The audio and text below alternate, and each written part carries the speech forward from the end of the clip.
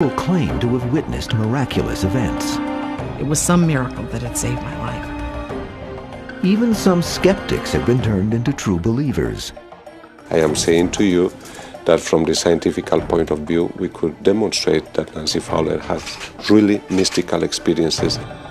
Miracles, can they happen? Or are they the products of overactive imaginations? Can ordinary people tap into the power to heal the sick? Are apparitions messages from higher powers? At the dawn of a new millennium, such questions are being asked as the need seems to be intensifying for the belief in miracles.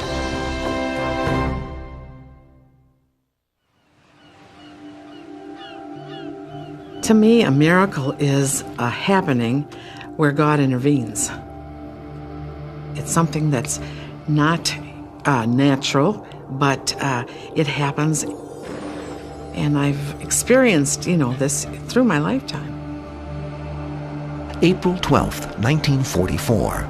Marilyn Weber, distraught over the terminal illness of a dear friend, absent-mindedly lingers on the railroad tracks in her hometown of Wheaton, Illinois.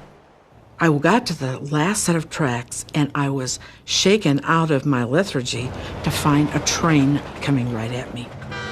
It was so close that I could see the blue eyes of the engineer. I tried to move. I tried to get off the tracks. I couldn't move. I was actually frozen in fear. Standing on the track, realizing in a few minutes I'm going to be dead. The train barrels toward Marilyn. Certain death is imminent. Then, according to Marilyn, something astounding occurs. I was pushed from behind with the greatest force I've ever felt. Not only went off the tracks, but down the siding, all the way to the road. When I realized it was still alive, it was bloody but still alive, I thought I've got to get back up on that track and thank whoever saved my life. And I got up there, and there was nobody there. But in my heart, I had the realization that God had sent an angel, a miracle had happened, because our life was saved. In 1997, when 66-year-old Aida Warren is diagnosed with a brain tumor, she knows exactly what she must do. Immediately, I came here to the Holy Hill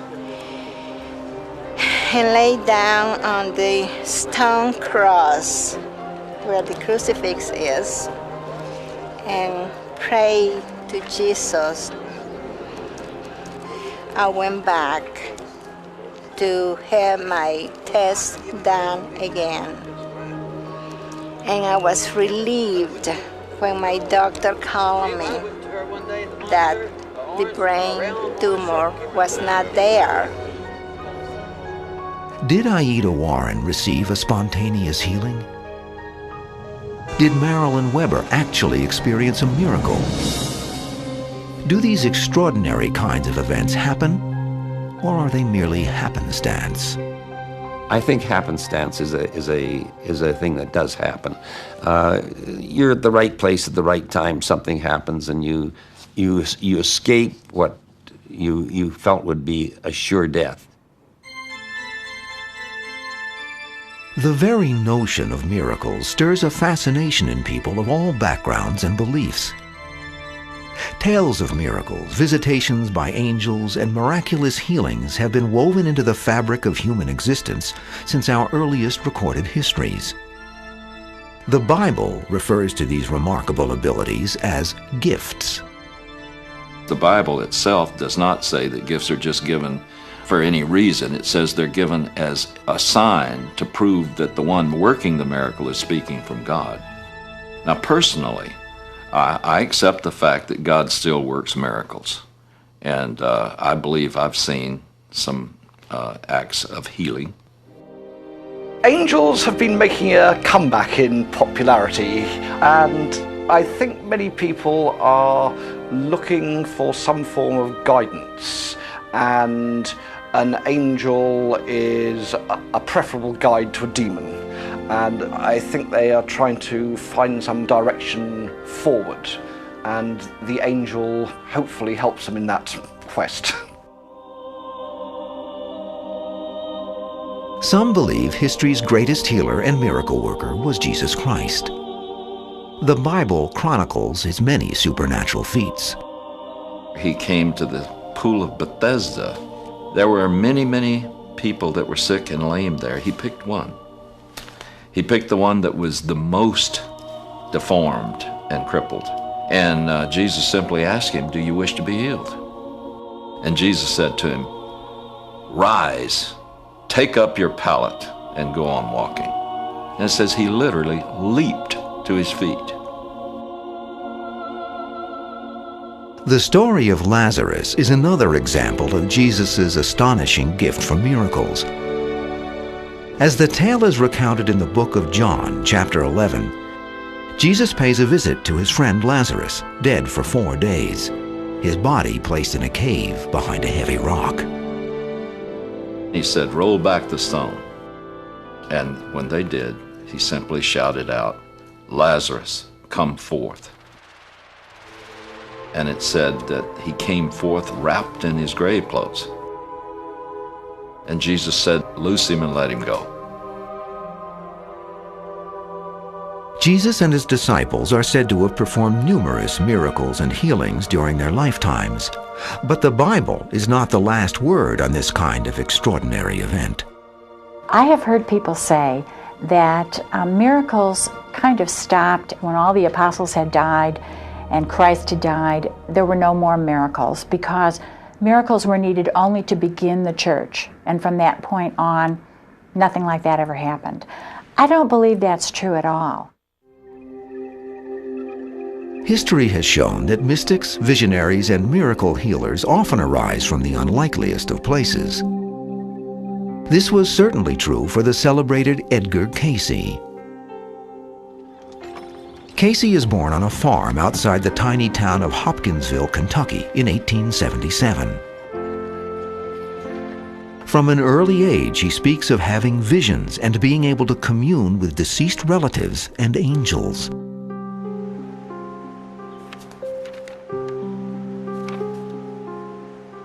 Cayce's life transforms during adolescence, when the youngster experiences a remarkable apparition during a day of outdoor Bible study. An angelic figure appeared to him in this vision, and it was soon after that vision that he heard a little voice within him one night when he was studying his school books and really having trouble learning his lessons. And the voice said that if he would just put the books under his pillow and sleep on them, something wonderful might happen. And he discovered by sleeping on his books that he kind of had a photographic memory, or he would have memorized the content of the lessons that were there. Cayce's next spiritual encounter comes years later in a terrifying way. At the age of 21, his voice suddenly disappears. After nearly a year of silence, Cayce gives up hope of ever speaking again when a traveling hypnotist takes an interest in his case. So this hypnotist hypnotized Edgar Cayce, and sure enough, while he was in trance, he could speak in a normal voice. But once he was taken out of the hypnotic trance, he still had laryngitis. So they tried again, but this time while he was under hypnosis, the hypnotist asked him to describe what was wrong with his vocal cords. And he began to use medical terminology and describe the problem and a remedy that when they followed it in days later led to a full healing. After that, Cayce refines this ability that allows him to enter a hypnotic trance, then diagnose illnesses and prescribe healing treatments for others. Edgar Cayce would lie down on a couch and he would put his hands up over his forehead, and then when he felt himself moving into this altered state of awareness that for him would be a lot like drifting off to sleep, he would move his hands down over his solar plexus. And when his wife would see him moving into that state, she would read to him a suggestion that he move in consciousness to be able to perform whatever kind of reading was needed that day.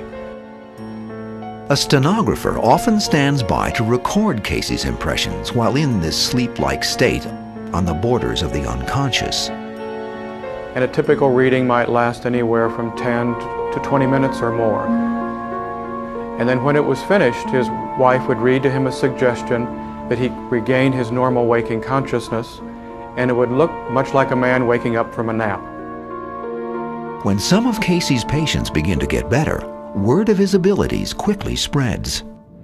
He first came to public attention by his ability to provide many cures for people, and they could be hundreds of miles away. And he could work out their symptoms and give them remedies to how to cure their illnesses. Local doctors are amazed by Casey's miraculous abilities, but his gifts don't receive widespread acclaim until 1910, when the New York Times runs a 2-page story on Casey, dubbing him the Sleeping Prophet. Suddenly, the boy from the small Kentucky town is in demand all over the country. Though Casey is a photographer by profession, his prophecy and healing work gradually come to dominate his life. Although he has a family to feed, Casey's sense of commitment to his visionary ability compels him to pursue his mystical journey. Edgar Casey was clear that this ability that he had was a gift from God. He also believed in reincarnation and felt that as a soul he had been here before and worked with this gift and really had honed the talent over several lifetimes, but that ultimately this was a gift and with it came great responsibilities.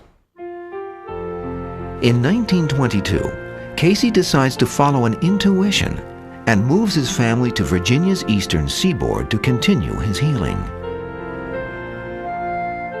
Within a few years, Casey gathers the financial backing to build the Casey Hospital for Research and Enlightenment. Casey envisions a unique facility that could provide the holistic care that he often prescribes in his intuitive readings. People came from all over the world to get physical readings from Edgar Casey, and there was a physician and a nursing staff, and people got treated right in this building the way the Casey Health readings said to be treated. Some of Casey's most effective readings concern treatments for patients afflicted with psoriasis, a painful skin condition. Casey, for example, gave readings on psoriasis to several dozen different individuals in his own era who had this awful skin disease. And out of those readings, there are common elements of a holistic treatment procedure that we are working with now in a research setting and getting some wonderful results where people have not been able to find any relief from traditional treatment, and yet this skin condition is being cured. Though he is most famous as a healer, Casey ultimately expands his visionary insights. He looks far beyond the everyday concerns of personal health and dares to divine the details of the future awaiting mankind. In the latter half of his 43 years of working as a professional intuitive, he began to broaden the scope of types of readings that he gave. He began to interpret dreams. He began to give spiritual advice about life purpose. He began to give instruction about prayer and meditation, to look back into prehistory, to look into the future. Some of Casey's visions of the future have proven surprisingly accurate, such as his early prediction of the 1929 stock market crash, and his foretelling in 1936 of a world at war against Germany and Japan. Other predictions still await the test of time. Edgar Casey, as a visionary or a seer, saw many things about what may happen to us as we approach the new millennium. He first of all spoke of a 40-year time of testing that would be just before the beginning of the new millennium, in which there would be many, many changes for our world, and we might gradually begin to see certain earth changes. Casey's prophecies carry striking messages and alarming warnings for those willing to listen.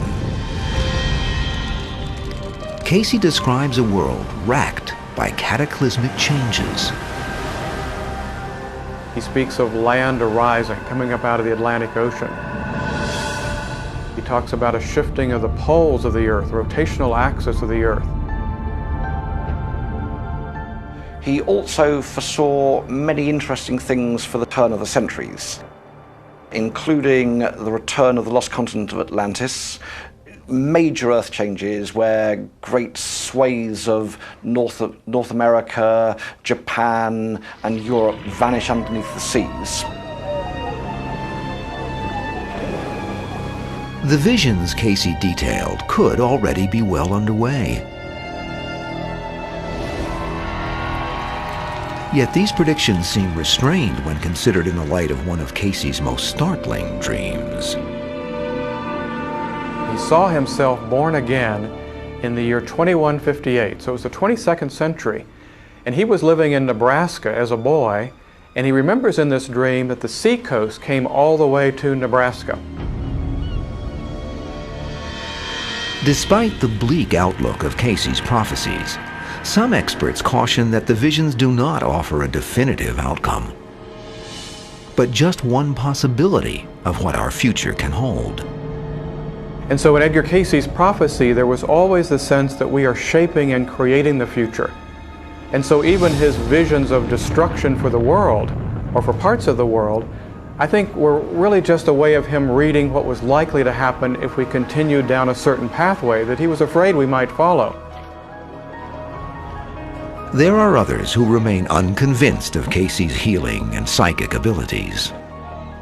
I listen to Edgar Casey's stuff, and I've read a lot of his material, and if you look at it critically, you find so many holes in it that you begin to doubt the whole thing. Edgar Casey died in 1945. His fascinating yet controversial healings and prophecies still draw visitors to the Casey facility in Virginia. Here, believers and skeptics alike conduct research into the supernatural to determine if the humble mystic from Kentucky indeed knew which path humanity might follow.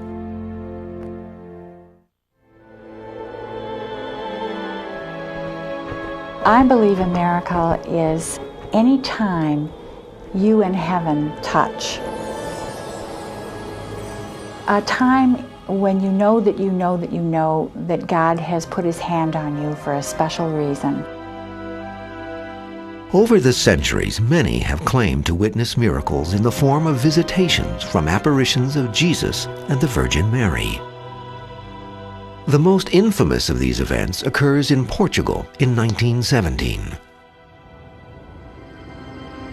3 shepherd children report that the Virgin Mary appeared to them on 6 different occasions in the tiny village of Fatima. The Virgin Mary's message to them warns that the First World War would be ending, but a second, more terrible war would occur if mankind did not turn back to God. These events come to be known as the Messages of Fatima. On October 13th of that year, more than 70,000 people gather in Fatima in hopes of witnessing another apparition of the Virgin Mary.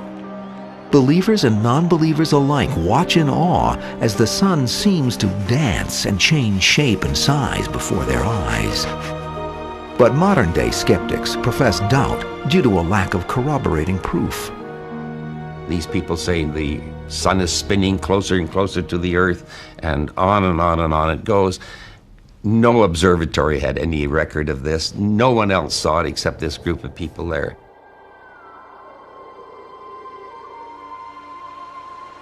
In the 1980s, Nancy Fowler is working as a registered nurse when she begins to have strange and mystical experiences.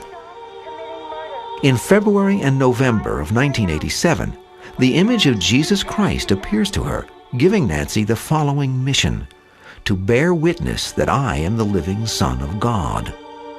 These apparitions are very similar to Fatima. They occur on the 13th, and the message is very similar. It's a peace plan.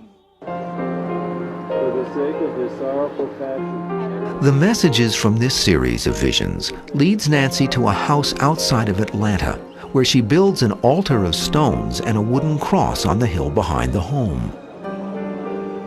The words that I received, along with many visions. Since October of 1990, Nancy claims that an apparition of the Virgin Mary has appeared to her on the 13th of every month, bringing messages about the future of mankind and how the world can find peace. Yet remain with you. The clock continues to tick. The hour is rapidly approaching when one disaster after another will befall you. Repent, repent, repent. If you have ears, open them. If you have eyes, open them and come back to me. Please, dear children. Sometimes I come alone, and sometimes I come with many friends, and sometimes I come with one friend. I come here because it's a very peaceful place. I feel very spiritually renewed when I come here.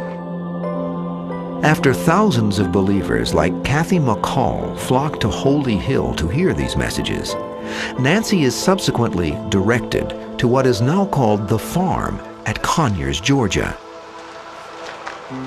More than 1 million people have made a pilgrimage to the site, with many claiming mystical experiences or healings. There have been a number of miracles that we have witnessed here, and we do have photographs of the white statue of the Mother turning into human skin tone face. I have seen the sun spin like hundreds of others have and change in number and different colors from natural light to gold to silver to blue to pinkish and then back to regular color. And this is my testimony, and it's true. But, you know, these are signs that are not as important as the message.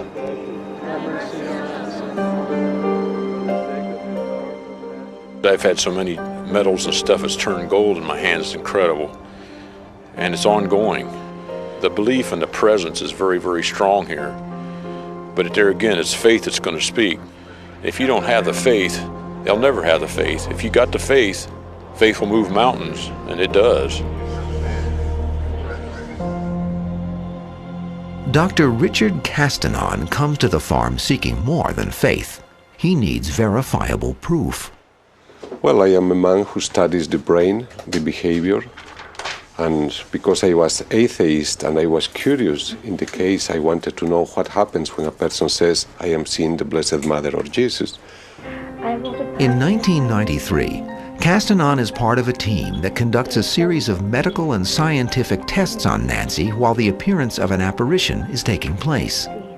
Castanon is stunned by what he finds. If you ask any doctor here in the States and you say, can you produce delta waves when you are awake talking? He will say, no, never. Delta waves you produce only when you are under deep sleep, like in a coma state. And Nancy produces that waves during the apparitions. I am saying to you that from the scientific point of view, we could demonstrate that Nancy Fowler had really mystical experiences. In 1995, while visiting Bolivia, Nancy claims Jesus appeared to her saying, I will leave a sign of my presence in this country. The following day in Cochabamba, Bolivia, a statue of Christ begins to cry and bleed. These kinds of bizarre events and apparitions have occurred throughout the world. What I think is interesting about these Marian apparitions is that many of them have occurred in countries which are not Christian. Mary presumably appeared on the top of a mosque somewhere in the Middle East where thousands and thousands of people saw her, not one of whom was Christian. And her message was simply that she is coming for all people. Among the countless other sightings of Jesus and the Virgin Mary is one that has been appearing on the side of a finance building in Clearwater, Florida since December of 1996. Some claim it is a miracle. Others offer another explanation. Well, what it is an image cast by oils and waters from the sprinkler system and palm trees in front of the building that looks like the Virgin Mary, and there in the parking lot you'll see people there to be healed in their wheelchairs and so on. To cynics and skeptics, these so-called miraculous visions are easily explained away. But for true believers, they are occurrences that must be heeded and respected. We've witnessed miracles. We've seen things happen to people both physically, spiritually, and oftentimes there isn't any explanation other than miraculous. So you don't really end up with much choice except to believe after you see certain things take place. The race toward the millennium has triggered an explosion of interest in the mystical realm. As the New Age movement rockets to prominence, it makes headlines and front-page news. The 1987 Harmonic Convergence provides a flashpoint for the growing spirituality movement. It is a celebration of the coming transition from the Piscean to the Aquarian age, defined as a time of peace and enlightenment. Then, in the mid-1990s, author James Redfield writes the runaway bestseller, The Celestine Prophecy. Redfield's fictional book of spiritual discovery includes guideposts for the secret to life and suggests that spontaneous healing, intuition, energy fields, and other paranormal phenomena are natural and increasingly a part of the way humans have always been destined to live. The principles outlined in Redfield's chart-topping book are in many ways embodied in the spiritualist camp of Cassadaga, Florida. Founded by trance medium George Colby in 1894, the camp is the oldest such establishment in the southeastern U.S. and is on the National Register of Historic Places. Here, on 57 acres of land, nearly 100 mediums and spiritualists conduct daily healings of visitors and lead studies of reincarnation, mysticism, astrology, and other topics. It began when founder George Colby was led to this campsite by what he claimed were supernatural forces. He was a trance medium and traveled around the country. In a vision, he was told that he would found a community for like-minded people in Florida. Colby was known as the seer of spiritualism, a belief system that present-day faithful describe as part science, part philosophy, and part religion. Spiritualism is characterized by a firm belief in life everlasting.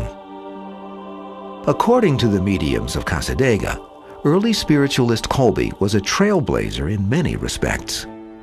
As a trance medium, he was actually a person that was pioneering and illuminating people that there is life hereafter. And the prime directive, I suspect, at that time was to give messages of encouragement and of guidance. Though Colby soon scaled back his own medium work, the camp he established later became a focal point for a growing movement of spiritual seekers. By the 1920s, most of the homes currently on the site were constructed. And as the years passed, the needy, the afflicted, even the skeptical began coming in droves. Today, the spiritualist camp at Cassadaga, a Seneca Indian word for rocks beneath the water, is home to dozens of licensed mediums who perform healings on visitors. The community is strict about maintaining standards for its mediums. In order to become a medium here in Cassadaga, you go through many years of study. You have to go through the curriculum, plus you work on demonstration. And there are 3 committees that you have to pass. You also have to give evidentiary proof of your gift, which is judged by the certification committee, and then the ministerial council looks at the ecclesiastical side of what you're doing and who you are. So it isn't something that just happens here, and we have mediums here who have studied for 12 to 20 years before they become certified. All of us have that instinct to a certain extent in this energy. It's how we choose to use it. We all are at different levels at different times. Is it even possible that the gift of healing begins simply by following one's own intuition? Mediumship is the ability to communicate. Each and every one of us have that ability. We have that gut feeling. If we follow that gut feeling, we always get steered clear of problem areas. If we don't, we usually get ourselves into some hot water or something.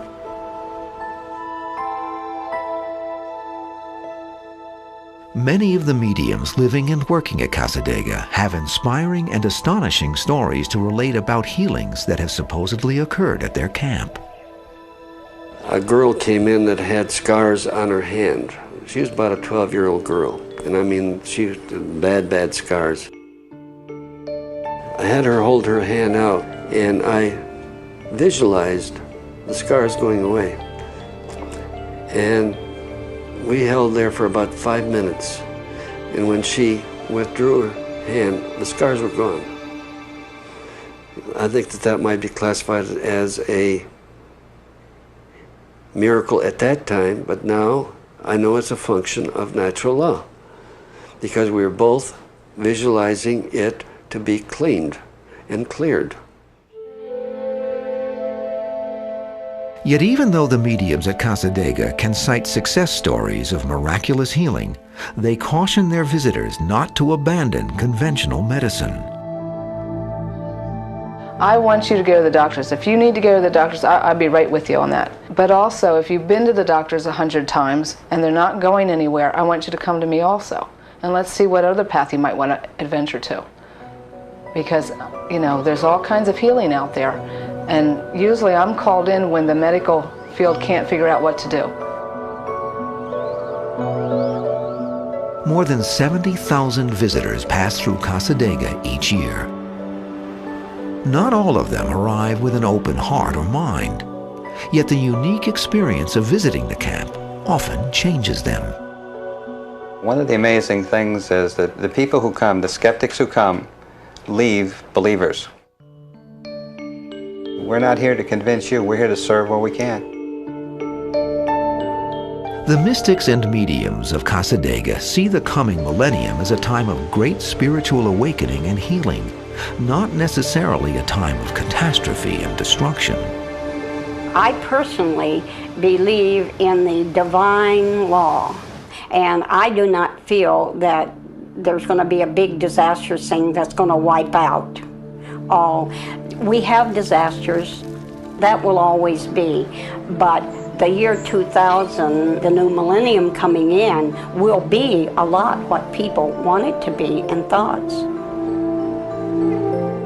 The mediums of Casadega claim that life is eternal and that higher intuition and the power of healing can be harnessed by all of us.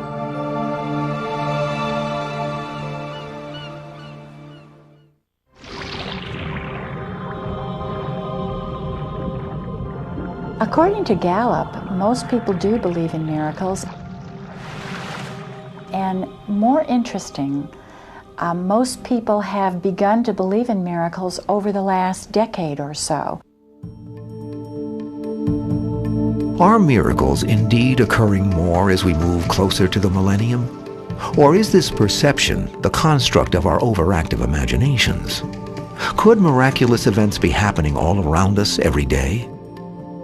I think people often miss the miracles in their lives because they're probably looking for huge things, or because they feel unworthy to even ask. Miracles seem to take all forms, from the most unfathomable coincidences to astounding twists of fate.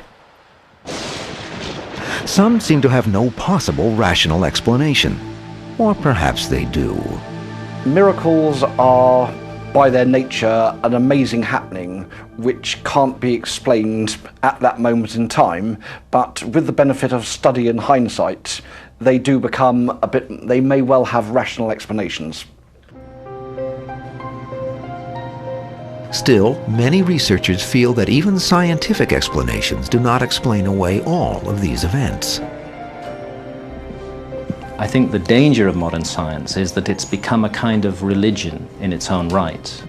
Science has got too big for its own boots. It is a valuable part of our lives, but it needs to be cut down to size, and we need to realize that there's so much else out there which is not accessible to science.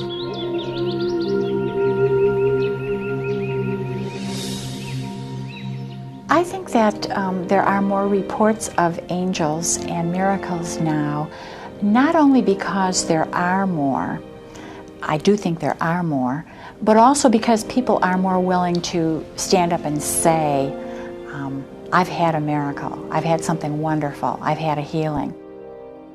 I think that the stigma or fear of sharing such things is kind of gone. During the past several decades, numerous books, magazines, and newsletters have chronicled events that have come to be called modern medical miracles. Author Barbara Schliemann claims to have witnessed one while she was caring for a woman named Shirley who was dying from liver disease.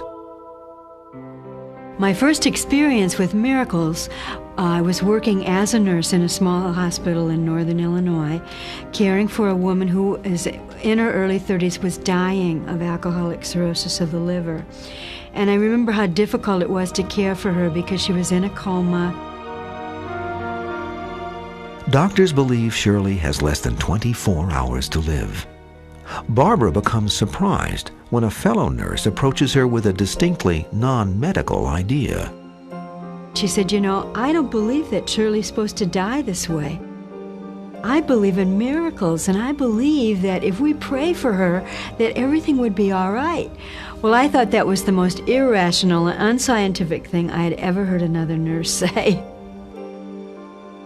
The nurse arranges for a priest to come in and give Shirley a blessing of the sick, but Barbara remains skeptical. All night long, I wrestled with myself. You know, should I have stopped that from going on? Shouldn't I have taken more time to talk to the husband about his wife's death? Came back on duty the next day at 11 o'clock. As I was walking down the hallway, I went past Shirley's room, and I noticed that somebody was sitting up in the bed, and I said, "She expired during the night. We put another patient in there." And then I looked a little closer. It was Shirley sitting up eating. And this was a person we'd been feeding intravenously for 6 weeks. She's eating, she's talking to some of the nursing staff and her husband. Even Shirley's doctors are awestruck at her overnight recovery. One physician said, "We didn't do this, God did." And he was the first one willing to qualify this as a miracle. She went home from the hospital 3 weeks later with a new liver. It had completely regenerated, and it wasn't a liver transplant. God had given her a new liver. Is this a miraculous healing or simply an extraordinary recovery that modern science cannot yet fully explain? Author Joan Wester Anderson tells of another alleged medical miracle that happened to a friend of hers. Jean Doctor had a beloved husband who had never been sick a day in his life. And one day he came down with a mysterious malady. Jean's husband has fallen into a coma. Doctors warn her that the end is near. Late one night, Jean is holding vigil in her husband's room when she is startled by a strange elderly woman. She said, "We need to sit Brother John up because we're going to give him communion." Well, Jean thought, Brother John? Her husband's name was John, but Brother John? And who is this person? And did people in intensive care even get Holy Communion? And how did this woman know that John was Catholic? And all these questions went through her mind, but the biggest one was, well, John can't sit up, he's in a coma. Well, strangely, she kind of pulled John and he sat up. He received communion, the woman blessed him and said, "You'll be fine," and kind of wafted out of the room. Later, Jean is shocked when she speaks to one of the nurses on duty. The nurse said, "I've been sitting here the entire time. I can see all of these doors, including yours. No one's been in or out of any of these rooms. They're not permitted to." And when she went back into the intensive care unit, her husband was sitting up. The color was back in his cheeks, and he asked Jean, "Why am I here? I want to go home." Well, they never did find out what his illness was, and they never found out what cured it, except Jean said she never got a chance to thank that angel, but she thinks the angel knows. Angels? Medical miracles? Or did these people harness the power of the mind? The body has the potential for healing itself. There's a great deal to be said for positive thinking. And of course, faith is a positive thinking. It says that something can happen and the body may respond, or the mind and the body respond. And of course, some medical diseases go into reversal automatically. So I think there are good naturalistic explanations for these healings. Science may never be able to fully explain some of these extraordinary occurrences. Yet even for true believers, some of these incidents must be examined fully and completely before they are pronounced as miracles. I think that a healthy skepticism is good. Not everything that glitters is gold, and I don't think that we necessarily have to accept everything that people tell us as being true. But others swear that these astounding events are indeed supernatural occurrences. I think more people were realizing they can't just live for me, myself, and I. Many of the baby boomers are finding that out. And they realize there is another dimension. There is a God, a creator. And the God is performing these miracles and sending angels, I think, to get our attention. There lies a yearning in the human soul to try and make sense of our often senseless world. When the explanations of logic and science don't suffice, we sometimes seek our answers in the spiritual or supernatural realms. The heated debate over the mysteries of miracles and miraculous healings is as old as time, and will no doubt continue for centuries to come.